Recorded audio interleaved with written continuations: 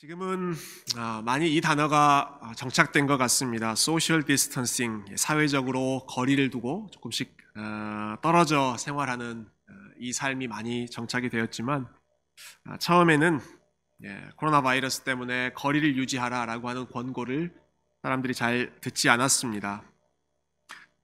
특히 나이가 젊은 층에서 이러한 경고를 대수롭지 않게 생각하며 생활하는 모습이 많이 나타났습니다. 아마도 이 바이러스가 상대적으로 노년층보다는 젊은 층에게 큰 치명적이지 않다라고 하는 사실 때문에 많은 젊은이들이 오히려 파티를 즐기고 모여서 흥청망청 노는 그러한 모습들이 있었습니다. 낮에는 마이애미의 해변에서 또 밤에는 호텔의 나이트클럽에서 마음껏 젊음을 불태우는 그러한 젊은이들의 모습이 초창기에 많이 있었지요. 이러한 모습을 보다 못한 세계보건기구 WHO의 사무총장이 급기야는 젊은이들을 향해서 이런 경고의 메시지를 보내기까지 했습니다. Young people, you are not invincible. 젊은이들이여, 당신들이라고 안전하지 않습니다. invincible이라고 한 단어는 어떤 공격에도 끄떡없는 난공불락의 상태를 의미하는 단어이지 않습니까? 젊은 사람들도 위험에 처해 있기는 마찬가지다라고 하는 것이죠. 오늘 본문에 보면 좀 비슷한 사람의 모습을 볼 수 있습니다. 비슷하게 생각 없이 자기는 안전하다고 생각하며 인생을 즐기는 한 젊은 왕의 모습이 나타나는데요.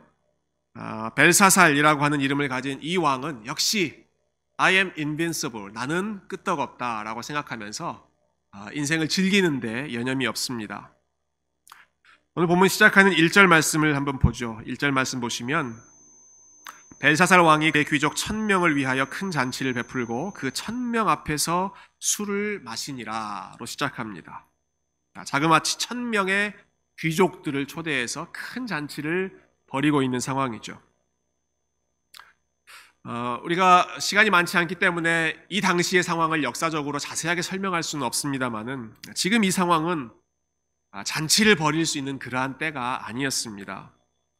여러분, 이 왕이 파티를 벌이던 바로 그날은 사실 바벨론 왕국의 바깥에 수많은 페르시아 군대들이 집중해서 이 왕을 공격하려고 준비하고 있던 그런 상황이었습니다. 아주 다급한 상황이죠. 그렇지만 벨사살 왕은 거기에 신경 쓰지 않고 큰 잔치를 벌이고 있습니다. 아마도 밖에서 누가 나를 공격하려고 준비하든 나는 상관하지 않고 나는 끄떡없다 라고 하는 사실을 허세를 부리며 과시하고 싶은 그러한 마음이 더 컸었는지도 모르겠습니다. 자, 이 파티의 분위기가 무르익었을 때 벨사살 왕은 자신의 능력과 지위를 사람들 앞에 마음껏 뽐내기 시작합니다. 그 행동의 극치가 2절에 나오는 모습입니다. 2절 제가 한번 더 읽어보겠습니다. 벨사살이 술을 마실 때 명하여 그의 부친 느부갓네살이 예루살렘 성전에서 탈취하여 온 금, 은 그릇을 가져오라고 명하였으니 이는 왕과 귀족들과 왕후들과 후궁들이 다 그것으로 마시려 함이었더라. 여기 느부갓네살 왕을 가리켜서 그의 부친 느부갓네살이라고 이야기하죠. 이 부친이라고 하는 단어는 자기를 낳은, 직접적으로 낳은 그러한 아버지를 의미하기보다는 선조, 조상을 의미하는 좀 더 브로드한 뜻입니다. 이 느부갓네살이라고 하는 왕과 오늘 본문에 나오는 벨사살 왕은 시간적인 갭이 꽤 상당히 떨어져 있는 왕입니다. 느부갓네살은 바벨론 제국의 첫 번째 왕이었고 그 후에 여러 왕들이 거친 다음에 이 벨사살 왕은 바벨론 제국의 마지막 왕입니다. 그러니까 시간적인 거리가 있죠. 근데 이 벨사살 왕이 파티를 하면서 술이 잔뜩 취했을 때 오래전 들었던 느부갓네살 왕의 이야기가 생각났던 것 같습니다. 느부갓네살 왕이 예루살렘을 정복하고 거기서 성전에서 많은 금그릇과 은그릇을 가져왔다고 했었지. 그것을 기억하고는 신하들에게 명령하는 것입니다. 그 금그릇과 은그릇을 다 가지고 와라. 성전에서 빼앗아 왔던 그 금그릇과 은그릇을 잔뜩 가지고 오라고 명령하죠. 뭘 하겠다는 것입니까? 거기 모여 있는 사람들과 함께 거기에 술을 담아서 마음껏 들이마시겠다는 것입니다. 하나님의 성전에서 하나님을 예배하는 데 사용되었던 그 거룩한 금그릇과 은그릇에 자기들의 파티의 도구인 술을 마음껏 부어서 그것으로 먹고 마시겠다는 것이죠. 요즘에 저희 교회에 사람들이 많이 없다 보니까 제가 교회 곳곳을 돌아다니면서 이런 사진 저런 사진 또 이러한 글 많이 읽고 다니는데요. 친교실에 보니까 이러한 벽보가 붙어 있었습니다. 우리 집의 주방 용기, 교회 건가 우리 건가 자나깨나 확인하여 잊지 말고 갖다 놓자. 그리고 갖다 놓자 세 번 구호가 더 있죠. 아마 교회에서 여러 가지 봉사, 섬김의 일 하시다가 깜빡하고 집에 가지고 가신 그릇들이 있어서 아마 이런 표를 붙였던 것 같습니다. 교회에서 가져가신 그릇은 뭐 나중에 기억이 나서 되돌려 가져오시면 되는 것이고, 뭐 그것을 집에 사용하신다고 해도 그렇게 큰 문제가 되지는 않습니다. 그렇지만 지금 벨사살 왕이 하고 있는 이 행동은 무엇을 보여주고 있는 것입니까?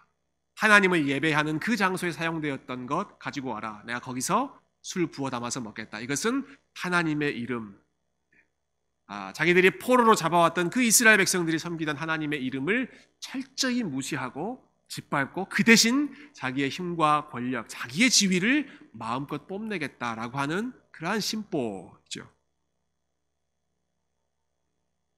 그의 만행은 여기서 멈추지 않습니다. 한편으로는 하나님을 비웃고 조롱하는 동시에 다른 한편으로는 자기들이 만든 우상을 찬양하기 시작합니다. 4절 말씀이죠. 그들이 술을 마시고는 그 금, 은, 구리, 쇠, 나무, 돌로 만든 신들을 찬양하니라.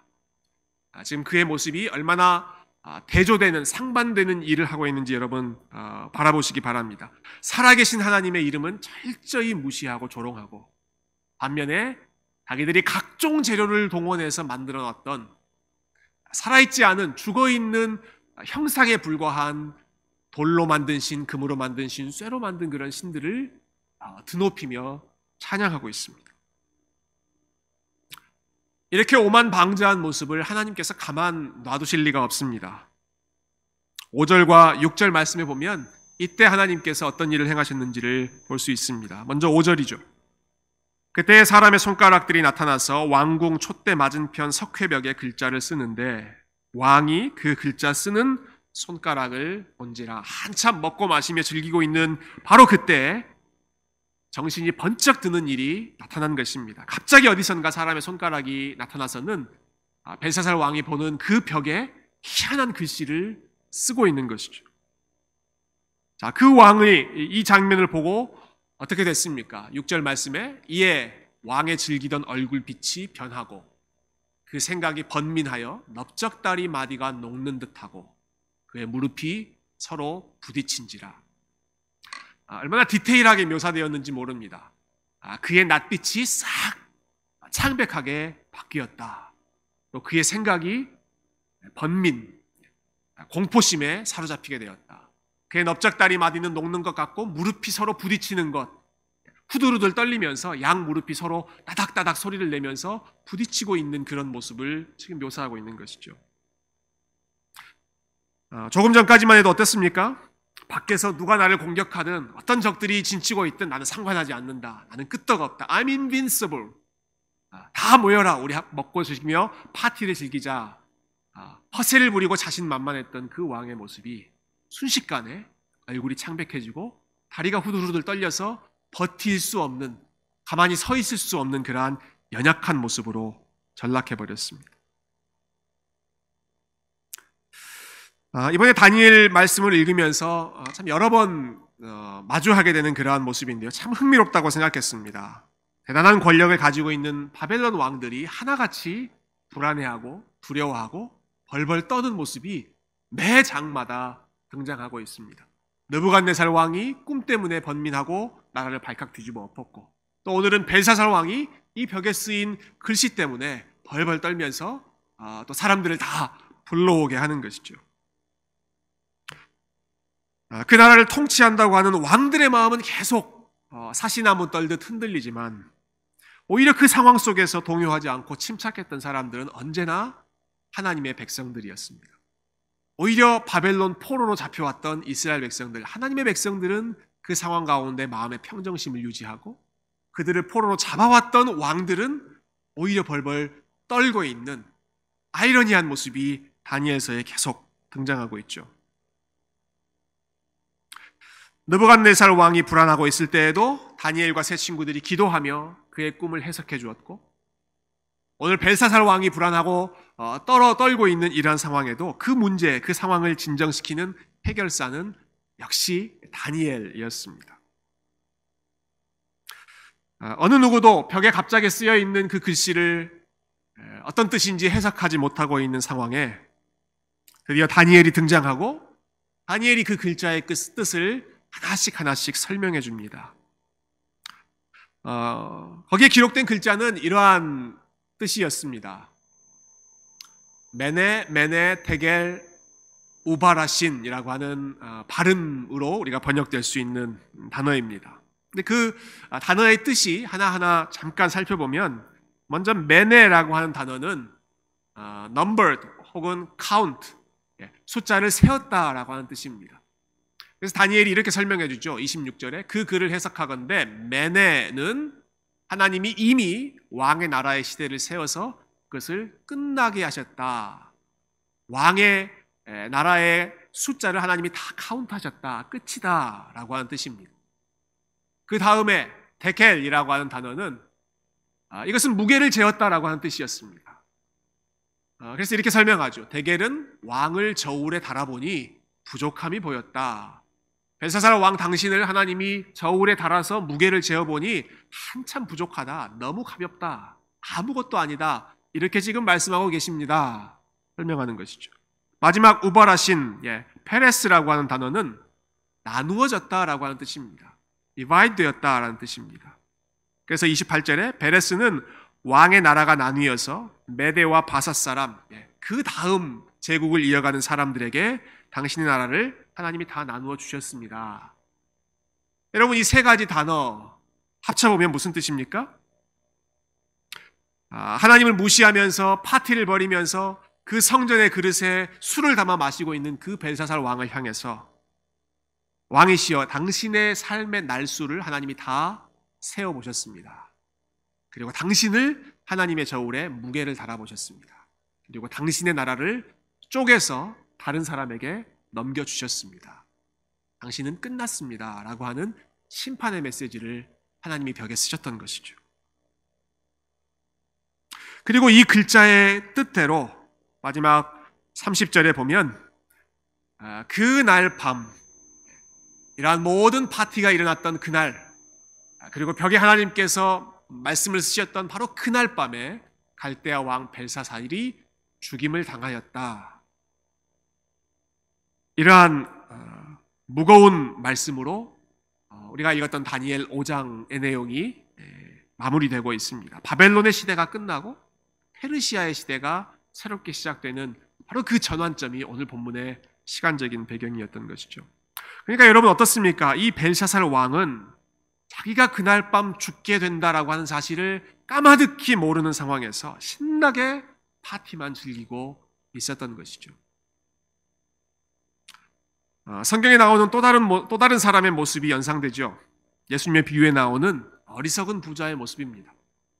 이 부자 역시도 자기의 창고에 곡식을 잔뜩 쌓아놓고 넉넉한 마음에 스스로에게 말합니다. 내 영혼아, 이제 됐다. 평안히 쉬고 먹고 마시고 즐기자.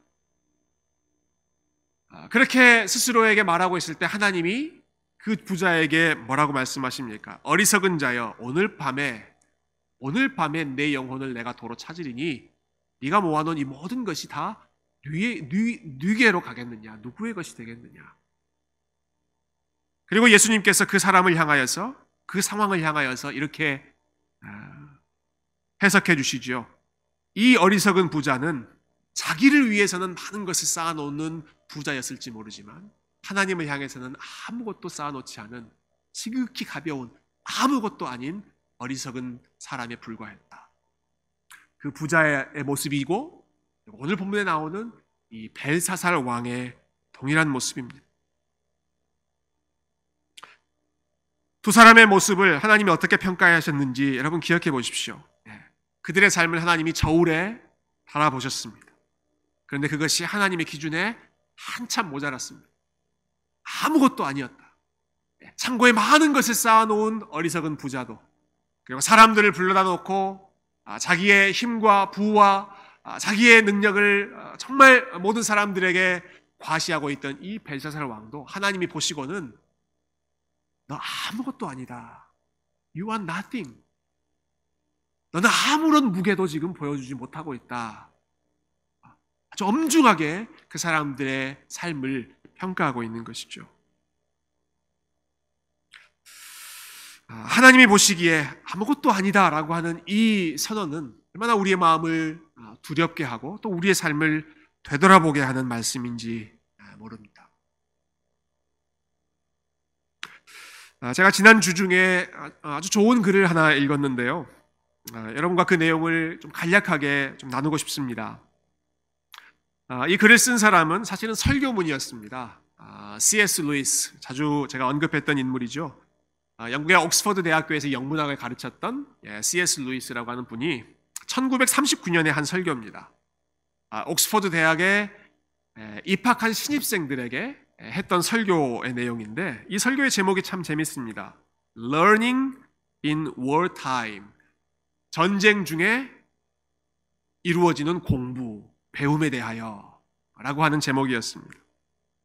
이때가 1939년 2차 대전이 한창이던 때인데요. 영국도 주요 참전국이었기 때문에 이 대학에 입학한 학생들로서는 참 불안한 마음이 컸습니다. 내가 언제 전쟁에 끌려갈지 아니면 언제 내가 전쟁에서 죽게 될지 알 수 없는 불안한 상황이었죠. 지금 입학은 했지만 과연 내가 이 학교를 졸업할 수 있는지를 장담할 수 없는, 누구도 보장할 수 없는 불안정한 상황, 그때가 이 1939년의 상황입니다. 그러니 그 상황에서 책을 읽거나 공부를 하거나 하는 그런 의욕이 쉽게 나지 않았겠죠. 바로 그러한 사람들, 불안해하고 있는 학생들을 향해서 그곳에서 가르쳤던 이 루이스 교수님이 그래도 너희는 이 상황에서 최선을 다해 열심히 공부해야 한다. 그것을 역설하는 설교가 바로 이 Learning in Wartime이라고 하는 설교였습니다. 이 설교를 읽다가 이 루이스가 크게 강조하는 포인트가 몇 가지 있는데요. 그 중에서 한 두 가지 정도가 저에게 굉장히 큰 인상을 남겼습니다. 여러분, 당시가 2차 대전의 상황이니까 얼마나 많은 사람들이 다치고 죽어나가는 암담한 상황이었겠습니까? 그런데 루이스가 이렇게 학생들에게 말합니다. 지금 여러분이 겪고 있는 어려움이 마치 이전에는 없었던 최악의 상황인 것처럼 착각하지 마십시오. 인간이 타락한 이후에 세상은 언제나 악했습니다. 아담이 타락한 이후에, 죄가 이 세상에 들어온 이후에 세상이 정상적이었던 때는 한 번도 없었습니다. 무언가 의미 있는 일에 열심을 내고 헌신하는 데 있어서 좋은 때라고 하는 것은 한 번도 우리에게 주어진 적이 없습니다. 전쟁이라고 하는 상황은 이전에 없던 새로운 어려움을 만들어낸 것이 아니라 항상 있었던 악한 현실을 우리에게 조금 더 실감나게, 더 리얼하게 보여주는 것뿐입니다. 그러니까 상황 핑계대지 말라는 것이죠. 이 학생들을 향해서 전쟁이다, 나 어떻게 될지 모른다, 그래서 공부를 멀리 하는 것이 아니라 신경 쓰지 말고 지금 너의 자리에서 최선을 다해서 너의 할 일을 열심히 하라라고 하는 것입니다. 이것은 단순히 상아탑에 있는 학자가 현실 모르고 그냥 쉽게 얘기하는 것이 아닙니다. 루이스는 사실 1차 세계대전에 참전하고 거기서 부상을 입었던 사람이었고 2차 세계대전이 일어났을 때에도 본인이 직접 참전하려고 신청했다가 상황이 여의치 않아서 거절당했던 그런 사람이기 때문에 그 상황의 참상이 무엇인지를 누구보다도 더 잘 알았던 사람입니다. 그러나 그가 지혜롭게 말하는 것이죠. 우리가 겪고 있는 것이 최악의 상황인 것이 아니라 세상은 언제나 악했고 세상은 언제나 힘들었고 하나님께 헌신하는 삶은 좋았던 적이 한 번도 없었다. 또 다른 포인트가 굉장히 인상적이었습니다. 그것은 그가 죽음에 대해서 이야기하고 있는 부분입니다. 우리가 요즘에 많이 듣는 단어인데요. 영어로 mortality라고 하는 치사율, 죽음의 확률이라고 하는 단어입니다. 요즘에 우리가 뉴스를 들을 때마다 어느 지역이 치사율이 몇 프로다, 사람들이 죽는 확률이 몇 프로다, 이탈리아가 10%가 넘는다, 뭐 한국은 1% 아래다, 뭐 이런 비교들을 많이 하지 않습니까? 그 당시가 세계대전 중이니까 역시 사람들이 전쟁에서 죽는 확률에 대해서 많은 관심을 가졌던 모양입니다. 그런데 루이스가 이렇게 말합니다. 전쟁과 죽음의 확률이 도대체 무슨 상관이 있습니까? 전쟁이 일어났기 때문에 우리가 죽을 확률이 더 높아지는 것입니까? 그렇지 않습니다. 우리의 치사율은 언제나 100%였습니다. 그 확률은 변하지 않습니다. 왜냐하면 모든 사람은 다 죽기 때문입니다. 그래서 우리가 고민해야 할 질문은 어떻게 하면 그 죽음을 피할 수 있을까? 이것이 아니라 모든 사람들이 맞이할 수밖에 없는 그 죽음을 대비해서 어떻게 살 것인가? 죽음의 확률은 언제나 100%이다. 너무나 흥미롭고 심 지혜로운 그런 관점이죠. 전쟁 때문에 혹은 질병 때문에 죽음의 확률이 더 높아지는 것이 아니라 결국 모든 사람들에게 있어서 죽음의 확률은 100%. 때가 다르고 상황은 다를지 몰라도 모든 사람은 다 죽는다라고 하는 현실을 학생들에게 상기시켜주는 것입니다. 그러니 내가 언제 죽을지 모른다. 어떻게 죽을지 모른다. 전쟁 속에서 내가 어떻게 될지 모른다. 그것을 걱정하지 말고 그것은 하나님 앞에 맡기고 너는 하나님께서 주신 이 현재의 삶에 최선을 다해서 하나님을 기쁘시게 하는 삶을 살아라라고 하는 것이죠. 저는 굉장히 이 부분이 흥미로웠습니다. 상황이 안 좋아지기 때문에 죽음의 확률이 높아지는 것이 아니라 늘상 존재하는 죽음이라고 하는 현실이 우리에게 좀 더 가깝게 느껴질 뿐이다. 더 리얼하게 느껴질 뿐이다 라고 하는 사실이죠. 이 말씀을 드리는 이유는 그래 어차피 다 죽게 될 인생인데 뭐 코로나 바이러스 이런 거 무서워하지 말고 다음 주에는 다 여기 다 모입시다 이렇게 여러분들을 교회로 불러드리기 위해서 하는 말씀이 아닙니다. 죽으면 죽으리라 무대뽀로 살자는 말씀을 드리는 것도 아닙니다. 모두가 죽는다는 현실을 기억하며 살자는 것입니다. 모두가 하나님의 저울대 앞에 서게 된다라고 하는 현실을 기억하며 그것을 두려워하며 그것을 우리의 지혜로 삼고 살아가자 하는 것입니다. 벨사살 왕도 그랬고 어리석은 부자도 그랬고 어느 누구에게나 죽음의 확률은 언제나 다 100%이기 때문에 하나님 앞에 설 그 날을 기억하며 사는 것이 인생의 지혜이고 하나님을 경외하는 지혜라고 하는 것이죠. 여러분, 하나님께서 우리를 하나님의 저울대 위에 세워놓고 우리의 삶의 무게를 재신다라고 한다면 하나님께서 어떻게 평가하실까요? 우리의 있는 모습 그대로를 올려놓고 보신다면 우리의 삶이나 벨사살 왕의 삶이나 별 차이 없습니다. 하나님께서 보실 때 충분하다, 너는 합격이라고 말할 수 있는 사람은 하나님의 기준을 만족할 수 있는 사람은 세상 그 어디에도 있지 않기 때문이죠. 이런 사실을 특히 요즘에 더 절실히 느끼는 것 같습니다. 요즘에 많은 분들이 참 자신의 밑바닥을 보는 것 같다라고 하는 이야기를 하실 때가 많습니다. 가정에서 많은 시간을 보내면서 또 여러 가지 스트레스를 많이 받으면서 본인의 본 모습, 본인의 밑바닥을 점점 더 현실감 있게 보고 있다라고 하는 것이죠. 평소에는 아이들이 학교 가는 시간도 있었고 평소에는 내가 다른 사람들을 만나는 시간도 있었고 밖에서 활동하는 시간도 있었고 그래서 포장되고 감추어져 있던 나의 내면의 모습이 이제는 하루 24시간 일주일 내내 가족들과 같이 있으면서 사사건건 갈등을 경험하고 작은 일에 민감하게 반응하고 서로 충돌하는 그러한 모습.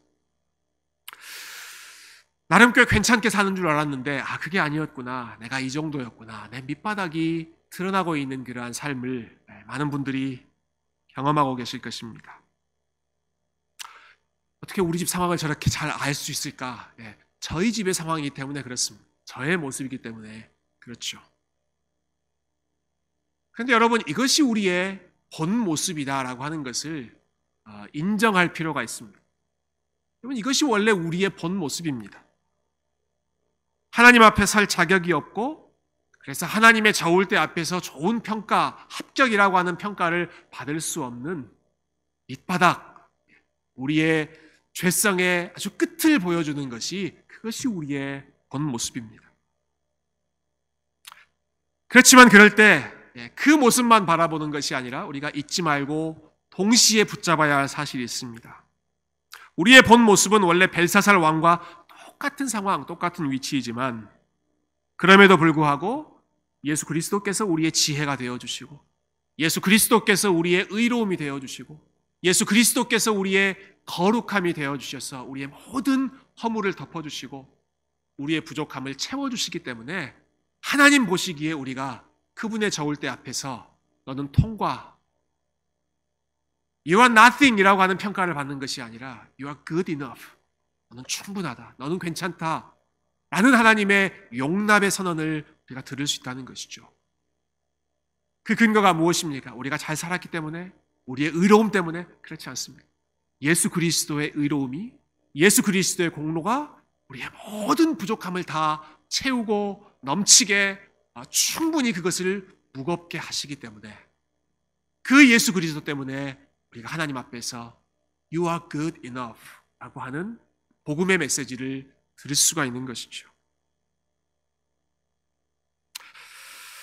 우리는 연약하지만, 우리는 부족하지만 그럴수록 우리를 향한 하나님의 은혜가 언제나 더 풍성하다라고 하는 사실을 기억하는 것이 복음의 은혜이고, 그것을 붙잡고 살아가는 것이 복음의 능력이고, 죄가 더하는 곳에, 우리의 부족함이 더하는 곳에 오히려 하나님의 은혜가 더 넘치다는 사실을 여러분 기억하며 하나님의 은혜를 붙잡는 삶이 되시기를 축원합니다. 여러분, 오늘 본문의 말씀이 우리에게 좋은 소식인 이유가 또 한 가지 있습니다. 우리의 연약함에도 불구하고 하나님이 그것을 지나가 주신다, 예수 그리스도로 덮어주신다라고 하는 것도 우리에게 좋은 소식이지만, 그보다 더 좋은 소식인 이유는 바로 여기에 있습니다. 여러분, 지금 이 하나님의 심판을 받는 벨사살 왕은 바벨론 제국의 마지막 왕이었다라고 하는 사실을 다시 한번 기억하면 좋겠습니다. 벨사살 왕 다음에는 새로운 나라 페르시아 제국이 들어옵니다. 그 말은 무슨 뜻입니까? 하나님께서 벽에다가 쓰신 그 글씨, 메네 메네 데겔 우바르신이라고 하는 글씨, 벨사살 왕, 너의 날은 다 끝났다, 너의 나라는 나뉘어져서 다른 나라에게 주어질 것이다 라고 하는 이 심판의 선언은 벨사살 왕 자신에게는 두려운 하나님의 심판의 메시지였지만, 반대로 하나님의 백성들에게는 그것이 기쁨의 소식이었고, 기다렸던 소식이었고, 해방의 소식이 되었던 것이죠. 하나님께서 정해놓으셨던 바벨론 포로 70년의 기간이 이제 다 끝났다라고 하는 것을 보여주는, 선언하는 역사적인 순간이 바로 이 벨사살 왕의 마지막을 선언하고 있는, 심판하고 있는 하나님의 메시지였던 것입니다. 여러분, 다니엘이 이 사건을 기록한 목적은 바벨론 사람들에게 들으라고 이 사건을 기록한 것이 아닙니다. 하나님의 백성들, 하나님을 경외하고 하나님을 기다리고 있는 그 백성들의 삶에게, 사람들에게 들려주기 위해서 이 사건을 기록하고 있습니다. 하나님의 백성들에게 있어서 바벨론 포로 생활은 오랫동안 기다렸던 시간이고 인내했던 시간이었습니다. 70년의 그 긴 시간, 성경은 그 긴 시간을 자세하게 기록하지 않습니다. 성경은 그저 그 시간을 시작했던 느부갓네살 왕, 바벨론 왕, 그 왕에 대해서 잠깐 언급하고, 그 왕을 지나서는 마지막 왕이었던 벨사살 왕에 대해서, 그 왕이 심판받는 장면에 대해서만 잠깐 언급하고 지나갑니다. 하나님의 관심은 바벨론 제국이 어땠는지에 있지 않고, 하나님의 관심은 하나님의 백성들, 이스라엘 백성들에게 관심이 있었기 때문에 하나님께서 징계하고 연단하시기 위해서 잠깐 사용하셨던 느부갓네살 왕 이야기 잠깐 하고, 그리고는 그 모든 연단의 과정이 끝났던 이 벨사살 왕의 마지막 모습으로 장면이 넘어가는 것이죠. 그러니 오늘 본문의 말씀은 벨사살 왕, 이 왕이 하나님 앞에서 그렇게 오만방자한 모습을 보이다가 하나님의 심판을 받아 비참한 최후를 맞이했다라고 하는 이 사실은 하나님께서 허락하셨던 연단의 시대가 다 끝났다라고 하는 것을 보여주는 상황이고, 하나님께서 결국 그 백성들에게 하셨던 그 약속을 지키셨다라고 하는 것을 알려주는 복음의 메시지예요. 하나님이 역사의 주인이시고, 하나님이 결국 승리하시고, 하나님께서 자기 백성, 고통 가운데 있었던 그 자기 백성들을 기억하시고 회복의 역사를 시작하신다는 복음의 선언이요, 해방의 선언이 오늘 본문의 말씀 이면에 담겨 있는 그런 하나님의 섭리의 메시지이죠. 저는 오늘 설교의 제목을 벽에 쓰신 글씨라고 지었습니다. 하나님께서 갑작스럽게 손가락으로 벽에 심판의 선언을 기록해 주셨기 때문에 그 상황을 생각해서 벽에 쓰신 글씨라는 제목을 붙였습니다. 여러분, 그러나 하나님은 심판의 선언만 벽에 쓰신 것이 아니라 하나님은 또 다른 소식, 구원의 소망도 쓰신 분이셨습니다. 이것은 벽에 쓰신 것이 아니라 하나님께서 손바닥에 친히 새기시고 쓰셨던 글씨였습니다. 오늘 말씀을 마무리하면서 저는 이사야 49장 말씀을 오늘 본문의 내용과 연결해서 정리하고 싶습니다. 49장 15절과 16절 말씀 제가 읽겠습니다. 여인이 어찌 그 젖 먹는 자식을 잊겠으며 자기 태에서 난 아들을 긍휼히 여기지 않겠느냐. 그들은 혹시 잊을지라도 나는 너를 잊지 아니할 것이라. 내가 너를 내 손바닥에 새겼고 너의 성벽이 항상 내 앞에 있느니라. 여러분, 여인이 고통 가운데 출산했던 자기의 자녀, 자기의 생명을 잊어버리는 일 거의 일어나지 않는 일이죠. 그러나 설령 그러한 일이 일어난다고 할지라도 하나님께서 나는 너희를 잊지 않겠다라는 말씀입니다. 왜냐하면 내가 너를 내 손바닥에 새겨놓았고 너희의 이름을 기록해 놓았고 나의 백성들을 늘 기억하며 살기 때문에 잠시 연단과 시련의 시간을 허락했지만 반드시 그때를 끝낼 것이고, 그때가 끝나면 너희들을 회복하고 다시 마음껏 나를 예배하며 하나님 앞에 즐거이 찬양하는 그때로 돌이키겠다라고 하는 약속을 주셨던 것이죠. 하나님은 계속해서 그 약속을 기억하고 계셨고, 때가 이르렀을 때 벨사살 왕을 심판하심으로써 이스라엘 백성들에게 자유를 선언하시는 그 일을 준비하고 계셨던 것입니다. 사랑하는 성도 여러분, 하나님께서 그 백성, 이스라엘 백성들의 삶을 그분의 손바닥에 새겨놓고 기억하셨던 것처럼 저와 여러분의 삶을 여전히 하나님의 손바닥에 새겨놓고 하나님께서 기억하며 우리의 삶을 돌아보고 계시는 것을 여러분 믿으시기를 바랍니다. 아무리 세상이 힘들리고 아무리 우리 주변에 흉흉한 소문이 많이 들린다고 할지라도 여러분, 하나님이 다스리고 계시고 하나님이 자기 백성들과 함께 계신다는 사실을 우리가 이 말씀을 통해서 다시 한번 확인하고 기억했으면 좋겠습니다. 앞으로 2주간이 참 어려운 시간이 될 거라고 많은 사람들이 이야기합니다. 대통령도 공식 브리핑을 통해서 매우 어렵고 힘든 시간이 될 거라고 많은 사람들에게 경고했습니다. 역사상 유례가 없을 정도로 많은 희생자가 나올 것이라고 예고하는 그런 안타까운 소식도 많이 듣고 있습니다. 오늘부터 시작해서 앞으로 한 주 동안은 교회의 달력으로 고난주간으로 지키는 시즌입니다. 여러분, 이 기간 동안에 무엇보다 고통받는 세상을 위해서 저와 여러분이 함께 아파하며 그들을 위해서 함께 기도할 수 있는, 주님의 고난 가운데 함께 동참하는 그러한 시간이 되었으면 좋겠습니다. 그러나 그와 동시에 아무리 고통스럽고 아무리 힘든 상황이라고 할지라도 우리 하나님은 바벨론 생활을 기필코 끝내시는, 그렇게 약속하셨고 그 약속을 이루시는 하나님이라고 하는 사실을 함께 기억하고 계속해서 이 역사를 주관하며 하나님께서 다스리고 계시다라고 하는 사실을 또한 기억하고, 하나님께서 결국은 승리하시고 하나님의 영광을 드러내시고 하나님의 선하심을 회복하신다는 사실을 우리가 어두운 상황 속에서도 함께 믿음으로 붙잡고 하나님을 인정하며 이렇게 믿음으로 버텨내실 수 있는 그러한 복된 한 주의 삶이 되시기를 주님의 이름으로 축원드립니다.